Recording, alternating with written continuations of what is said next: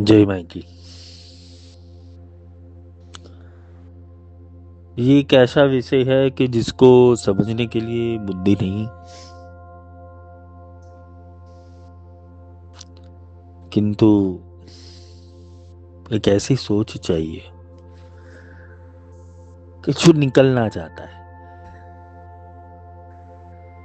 ज्यादातर हम मुक्ति को बहुत सोहला समझते हैं। हम अकारांत प्रकारांत की चीजों को समझकर कोई साधना पूजा पाठ के माध्यम से हम ये समझना चाहते हैं कि हम कहीं मुक्त हो जाए। पर मुक्ति एक ऐसी विचित्र कला है कि इंसान को अपना मन छोड़ना पड़े, क्योंकि मन से जब तक तुम बाहर नहीं निकलोगे तब तक तुम मुक्ति की पूर्ण अवस्था में नहीं आओगे। तुम्हारा मन बहुत विषयों में बंधा हुआ है और वो विषय इतने गहरे हैं कि तुम उसकी कल्पना भी नहीं कर सकते हो।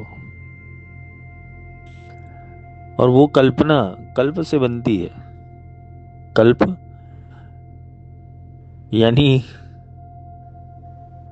जो कल्प है वो कल्प की अनेकों कल्पनाएं होती है। ऐसे बहुत सारे कल्प है और बहुत सारे कल्प के बहुत सारे देवता है। वो देवता कौन है पता है तुम्हें? तुम जिसको देवता मानते हो, तुम जिसकी पूजा करते हो, आराधना करते हो, जिनको समझ कर बैठे हो, क्या वो कितना सत्य है तुम्हारे लिए? तुम काली को समझना चाहते हो, तुम बगलामुखी को समझना चाहते हो, तुम त्रिपुर सुंदरी को समझना चाहते हो, तुम शिव को समझना चाहते हो, तुम ऐसे बहुत देवताओं को समझना चाहते हो, लेकिन तुम्हारे पल्ले कुछ भी नहीं पड़ रहा है। तुम उनके पूजा पाठ तक सीमित रह जाते हो। एक अलग अध्याय है ये जीवन का, ये समझना। तुम्हारे सारे सद्गुण सारे दुर्गुण यहाँ पर फेल हो जाएंगे। समाज में अच्छा करना, कीर्ति बढ़ाना, पुण्य कमाना, अर्जित करना, ये सब लोभ लालच का खेल है। तुम लोभ लालच वश ही सारी चीजों को करते हो। तुम्हारा मोह है, तुम्हारी आसक्ति है। तुम्हारी आसक्ति भी तुम्हारी पूजा में बंधी हुई है। तुम्हारी आसक्ति भी तुम्हारी क्रियाओं में बंधी हुई है। तुम्हारी आसक्ति तुम्हारी देवताओं में बंधी हुई है।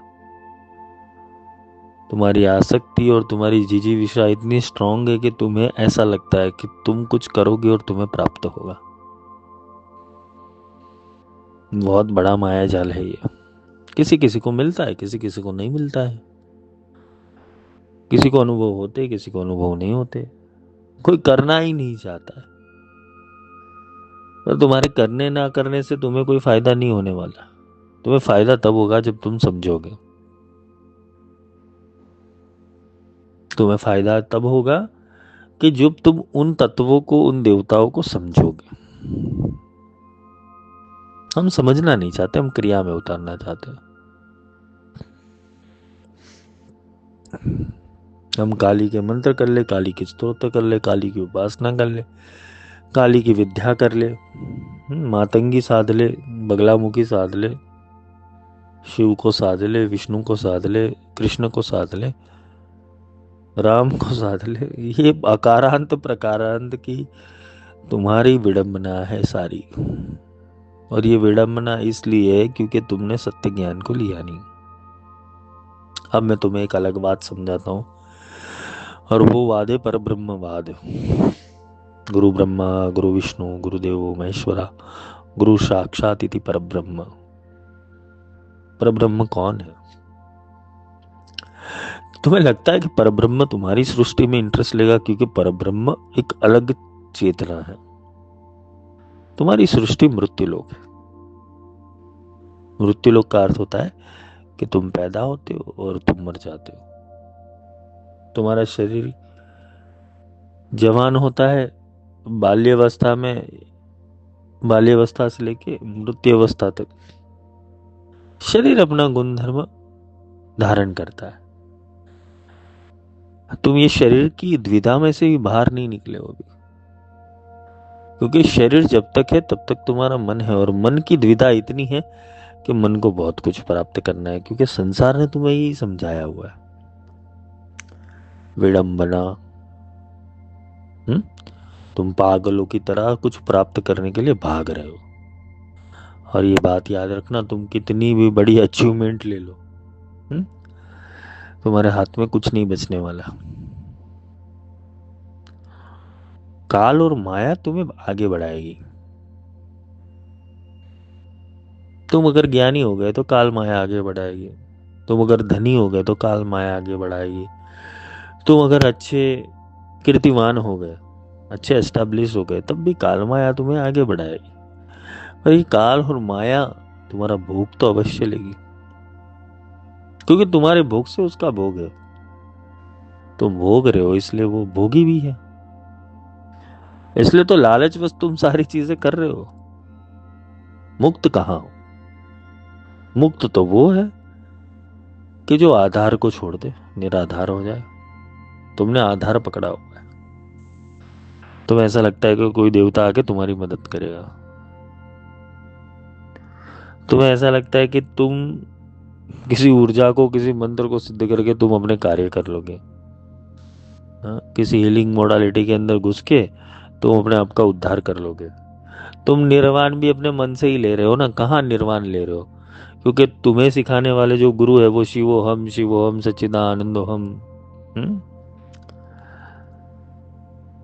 ये गुरु भी ठीक से नहीं बनाए, गुरु भी ढंग से नहीं बनाए, क्योंकि गुरु भी यही कर रहा है कि तुम्हें क्रिया कर्म और कर्मकांड के अंदर और साधना ध्यान के अंदर अपना विस्तृतीकरण करके तुम्हें माया जाल में फंसा रहा है।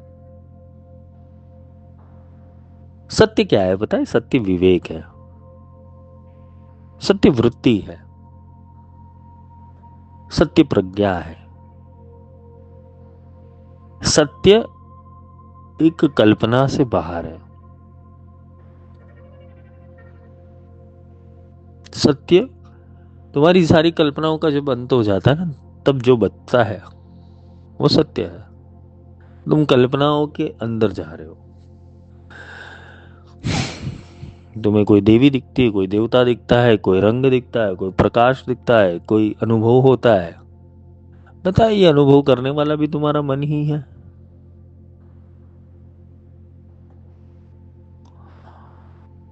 परब्रह्मवाद कुछ अलग है। परब्रह्मवाद वो एथरिक एलिमेंट है।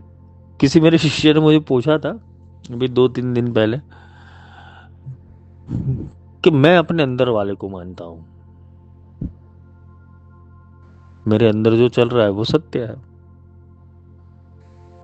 क्योंकि सबको आत्मज्ञान भीतर से ही हो रहा है। बाहरी कोई एलिमेंट कार्य नहीं कर रहा है। ये आत्मज्ञानी के लक्षण, आत्म साधक के लक्षण। मैं अपने भीतर डूबना चाहता हूं।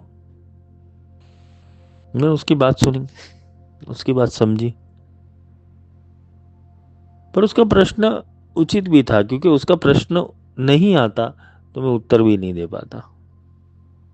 उसका प्रश्न ये था कि जो भी होगा भीतर से होगा ना। मैंने बोला सही बात है कि अगर भीतर वाला कर ही देता तो अभी तक हो चुका होता, क्योंकि तुमने तो इतने साल से भीतर की ही साधना की है।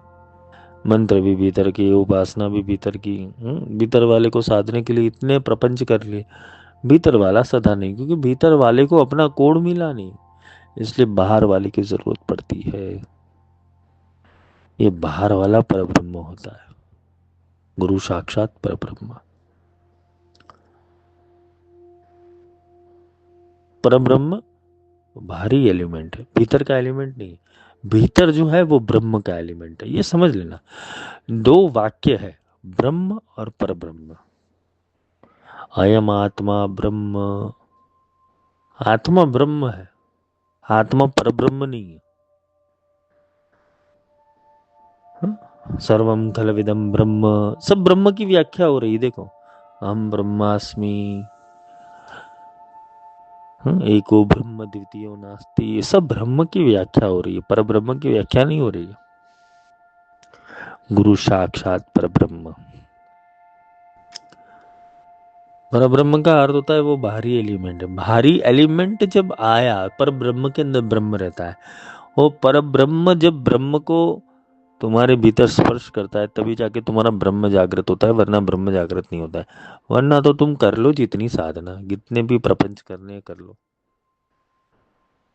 क्योंकि तुम प्रपंच के अलावा कुछ कर ही नहीं रहे हो। तुम्हारा दिमाग ही प्रपंच में ही है। हम्म? किसी हीलिंग मोडालिटी को फॉलो कर लूँ, किसी ऐसे गुरु को फॉलो कर लूँ जिसके फॉलोअर्स ज्यादा है, किसी ऐसी चीजों को प्राप्त कर लूँ जो लोग कर रहा है। अभी श्री विद्या का क्रेज है तो लोग श्री विद्या कर रहे हैं। हाँ? महामृत्युंजय का क्रेज है तो महामृत्युंजय कर रहे हैं। राधे राधे का क्रेज है तो राधे राधे कर रहे हैं। हनुमान जी का क्रेज है तो हनुमान जी कर रहे हैं। मतलब ये सारी चीजें, मेंटालिटी केवल इंडिया में बनी हुई है। और इंडिया में इसलिए बनी हुई है कि इंडिया के अंदर बहुत सारे धर्मगुरु पैदा हो गए।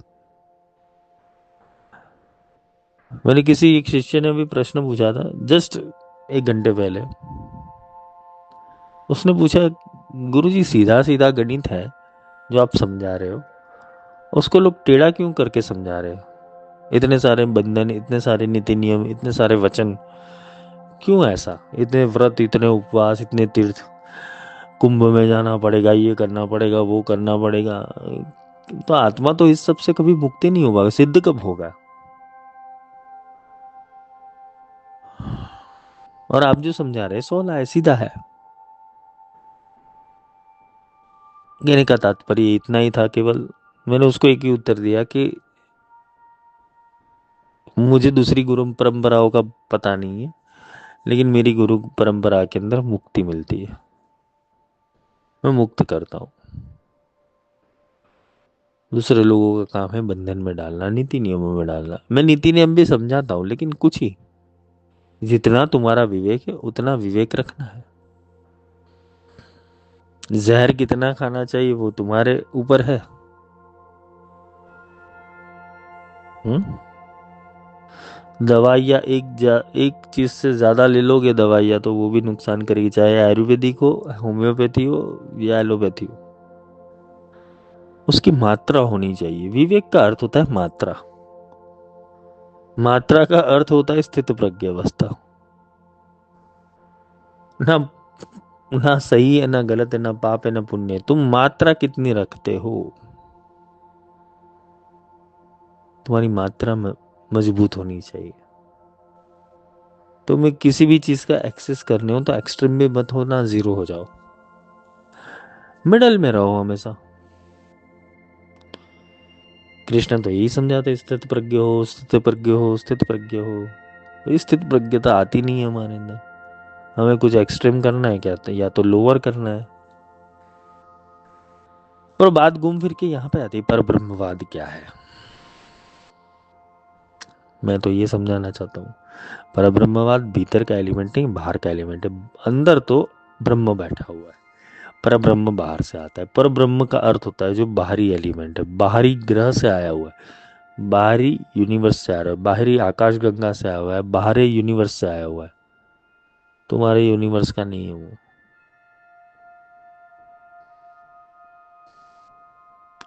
क्योंकि ब्रह्मा विष्णु महेश एक ब्रह्मांड के हो सकते, तो अनेकों ब्रह्मांड के ब्रह्मा विष्णु महेश होंगे। तुम कितने ब्रह्मा विष्णु महेश को पकड़ने जाओगे? तुम्हारी स्थिति कितनी है? तुम तो ये सोच रहे हो कि सुबह दूध आएगा कि नहीं, पानी आएगा कि नहीं, पेपर वाला आएगा कि नहीं। है? तुम्हारी स्थिति तो ये है कि 2 टाइम भोजन मिलेगा कि नहीं। तुम्हारी स्थिति ये है कि तुम्हें अच्छे कपड़े मिलेंगे कि नहीं। तुम्हारी स्थिति ये है कि तुम्हें अगले महीने सैलरी मिलेगी भी नहीं। तुम्हारी स्थिति ये है कि तुम करोड़पति बनोगे भी नहीं। तुम्हारी स्थिति ये है कि तुम रिलेशनशिप सुधारोगे कि नहीं। तब तक तुम्हारे अंदर दूसरे यूनिवर्स का ज्ञान प्रवेश भी कैसे करे? और बात याद है कि मृत्यु सनातन सत्य है। अब मृत्यु सनातन सत्य है तो तुम जाओगे किधर? और हमारे शास्त्रों में भूत प्रेत पिशाच पितरु ब्रह्म राक्षस इसकी उपाधियां लिखी हुई है। ये शास्त्रों ने कहा हुआ है, लेकिन तुम रियलिटी में फेस करने जाओगे तो बनोगे भूत एक दिन, प्रेत भी बनोगे, पिशाच भी बनोगे। तुम्हारे फोटो के नीचे लिख दिया जाएगा स्वर्गीय, गोलोकवासी, वैकुंठवासी, हम्म, पूज्य, श्री श्री, श्री श्री 1008, महामंडलेश्वर, सारी उपाधियां लिखी जाएगी। लेकिन क्या तुम्हारी आत्मा को पता चलेगा ये उपाधि? तुम ऊपर से देख ले लोगों कि तुम्हारे आगे श्री लिखा है या श्री श्री लिखा है या श्री श्री 1008 लिखा। हाँ, कभी ये सोच भी लगाओ, पूज्य लिखा, गोलोकवासी लिखा, तुम क्या ये देख के खुश हो जाओगे? तुम्हें तो सत्य का पता ही नहीं है। क्योंकि सत्य तो तुम्हें तभी पता चलेगा ना जब खुद मरोगे, खुद जाओगे, खुद देखोगे, खुद समझोगे। हाँ, आज एडवांस लेवल के अंदर कुछ लोग हीलिंग मॉडलिटी के अंदर अलग अलग प्रकार की गेटवेज खोलते हैं। तुम्हारे सबकॉन्शियस माइंड को ड्राइव करने के लिए 100 चीजें हो जाती है। कोई आकाशवाणी की कोर्स करवाता है, कोई अलग प्रकार के बोलते हैं टेलीपोर्टिंग, टेलीपैथी, कम्युनिकेशन करवाता है। खुद ही रेडियो स्टेशन खोल के लोग बैठ जाते हैं।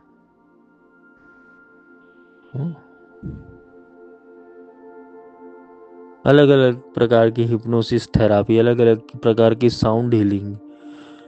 अरे भाई, तुम्हारा ही उद्धार हो चुका होता तो अब तक उद्धार हो चुका था। क्या समझने बैठे हो तुम? 7 चक्रों के विज्ञान, कुंडलिनी विज्ञान, नवग्रह, वास्तु। अरे तुम्हारे अंदर जो बैठा है उसको तो जानने की कोशिश करो पहले। और वो समझाने के लिए गुरु की जरूरत पड़ती है। वो आत्मज्ञानी गुरु होना चाहिए, मूर्ख और शास्त्र का कीड़ा नहीं होना चाहिए। जिसने खुद अनुभव किया है वो तुम्हें अनुभव करवा सकता है, सीधी बात है।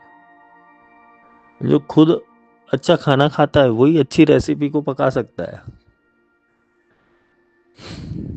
आत्मज्ञान बिना सब नर डूबे। क्या मथुरा, क्या क्यासी। मथुरा में पैदा हो जाओ, वृंदावन में पैसा पैदा हो जाओ, काशी में पैदा हो जाओ, कामाख्या में पैदा हो जाओ, द्वारिका में पैदा हो, किसी शक्तिपीठ के ऊपर पैदा हो जाओ, इससे लाभ क्या और हानि क्या? हाँ, तुम्हारी मूर्खता तो वही रहेगी जो तुम्हारी संगति होगी। संगात संजायते कामः। संगति से काम की उत्पत्ति होती है। काम वही होता है जो संगति होती है। तुम्हारी संगति तुम्हें पता नहीं, बेवकूफों की संगति में तुम घूमते रहोगे। तुमने कुछ ज्ञान दिया, तुमसे अधिक किसी ने ज्ञान लिया, तुम उसको अपना परामर्श दोगे, वो तुम्हें अपना परामर्श देगा, हो गया तुम्हारा बेड़ा पार। मूर्खों की संगति करने से मूर्ख ही बनोगे, ज्ञानी की संगति करने से ज्ञानी बन जाओगे। और सोचो कभी परब्रह्म की संगति करके देखो, जो बाहरी एलिमेंट है। एक बार तो सोचो कि आकाश गंगा से बाहर निकलना है, इस ब्रह्मांड से बाहर निकलना है। ये ब्रह्मांड को समझोगे तभी तो पता चलेगा। तुम्हारे लिए भगवान केवल मंत्र जाप तक सीमित हो गया है। तुम्हारे लिए भगवान किसी आकृति में फंस गया है। भैरव ऐसे ही दिखते हैं, काली ऐसे ही दिखती है, छिन्नमस्ता ऐसे ही दिखती है। अरे भाई, इन लोगों का कोई आकार नहीं है, पहले समझा दूं तुम्हें। ये ऊर्जा है, पिंड रूप में पड़ी है सारी शक्तिपीठ।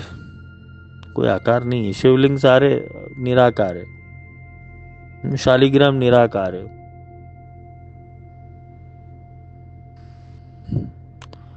तुम निराकार तत्व से बहुत दूर हो जा रहे हो। क्यों? क्योंकि तुम फंसे हो आकार में। इसलिए संगति करनी जरूरी है। संगति किसकी करनी चाहिए? साधु की। साधु कैसा होना चाहिए?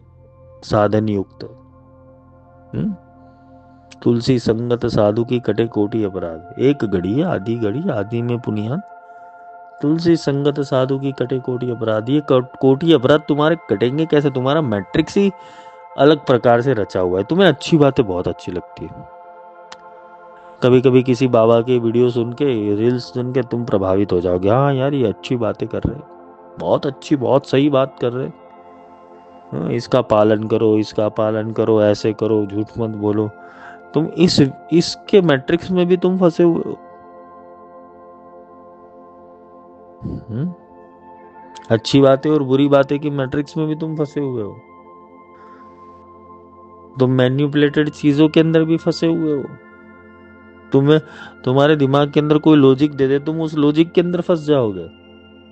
अरे सत्य इन सबसे परे है।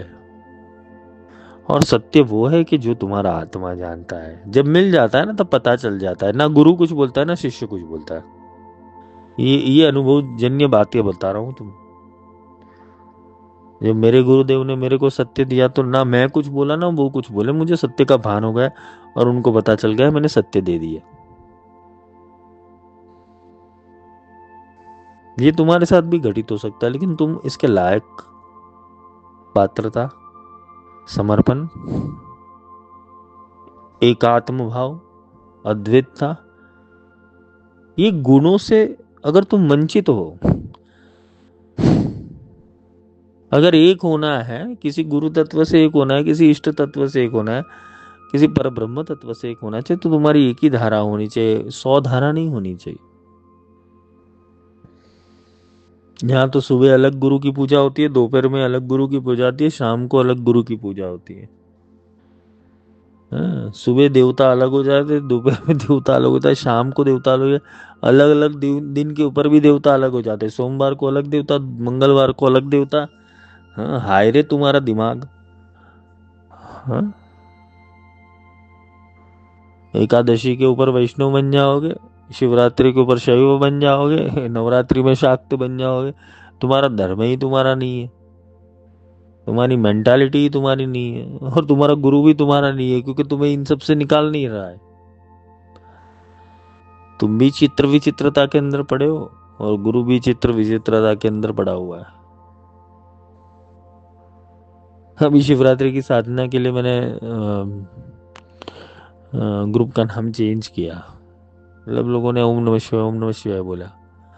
कल जाके मैं कृष्ण जन्माष्टमी आगे उसकी साधना दूंगा, तो लोग जय श्री कृष्ण, जय श्री कृष्ण बोलेंगे। मतलब एक कहाँ है। ये मैंने इसलिए मैसेज किया था कि तुम लोग सत्य समझ पाओ। यहाँ से कोई ग्रुप छोड़ देगा तो मुझे कोई फर्क नहीं पड़ता है, यहाँ से कोई आगे बढ़ेगा तब भी मुझे कोई फर्क नहीं पड़ता है। तुम्हारी यात्रा लंबी है, तुम्हें दूर जाना है। हुँ? मैं साधक के लिए बैठा हूँ, अपनों के लिए बैठा हूँ, जिसको सत्य जानना है उनके लिए बैठा हूँ। चोट तो लगानी पड़ेगी, क्योंकि चोट से ही घड़ा बनता है ना। गुरु कुंभार शिष्य कुंभ है, घड़ी घड़ी काढ़े खोट, बाहर हाथ संभार के अंदर मारे चोट। अंदर हाथ संभार के बाहर मारे चोट, वो अंदर और बाहर दोनों जगह चोट लगाएगा। बाहर भी मारेगा, अंदर भी मारेगा। क्यों? आत्मा जागृत करनी है, ब्रह्म जागृत करना है, सत्य दिखाना है, सत्य से अवगत करवाना है। इसलिए मैं कभी कभी इंसान को बोलता हूँ कि 3-4 महीना सारी साधना छोड़ दे भाई, केवल ज्ञान सुन, क्योंकि बिनु सत्संग विवेक न हो, एक गुरु कृपा बिनु सुलभ ना हो।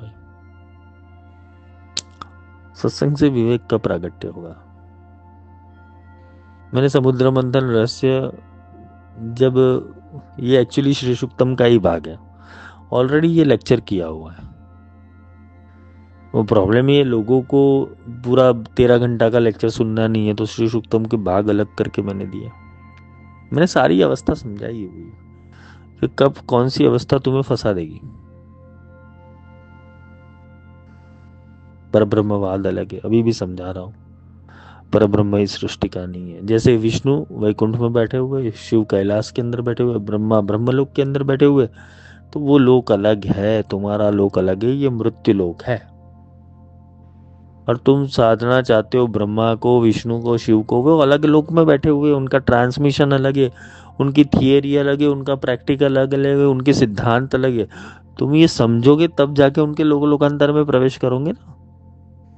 ओम नमः शिवाय जपने से तुम सीधे नमः शिवाय के लोक में नहीं जाओगे, ये मूर्खता है, सत्य कह रहा हूं।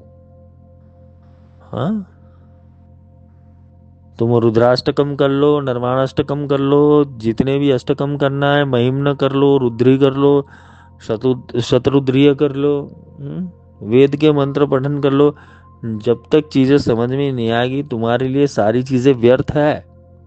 महिषासुर मर्दिनी कर लो या ललिता सहस्त्र नाम स्तोत्र कर लो, जब तक भगवती को जाना ही नहीं, ना शिव को जाना है, ना विष्णु को जाना है, ना गणपति को जाना है, तुम्हारा उद्धार कौन करेगा?